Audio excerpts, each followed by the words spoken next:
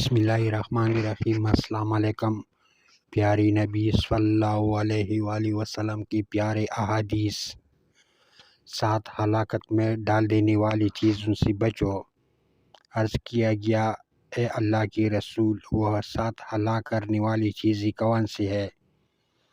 آپ صلی اللہ علیہ وآلہ وسلم نے فرمایا، اللہ کے ساتھ کسی کو شریک ٹھہرانا، اور جادو کرنا، اور کسی نفس کا قتل کرنا جسے اللہ نے حرام کیا سوائے حق کے، اور یتیم کا مال کھانا، سود کھانا، جہاد سے دشمن کے مقابلہ سے بھاگنا، اور پاک دمن عورتوں پر بدکاری کی تہمت لگانا۔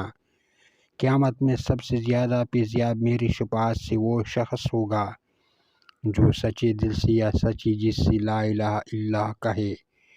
جب تک تم میں سے کوئی اپنے اس مسئلے پر جہاں تم نے نماز پڑھی بیٹھا رہے اور اس کا وضو نہ ٹوٹے تو فرشتے اس کے لیے دعائیں کرتے رہتے ہیں، اے اللہ اس کی مغفرت فرما دیجئے، اے اللہ اس پر رحم کر دیجئے، جہنم کی آگ سے بچو، اگرچہ تمہیں کھجور کا ایک ٹکڑا ہی صدقہ کرنا پڑے۔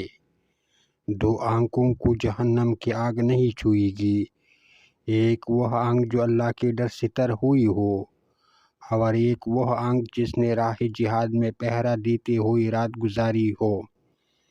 کسی بھی مسلمان کو مرض وغیرہ کی اذیت پہنچے تو اللہ تعالیٰ اس کے گناہ اس طرح گرا دیتا ہے جیسے درخت اپنے پتے گرا دیتا ہے۔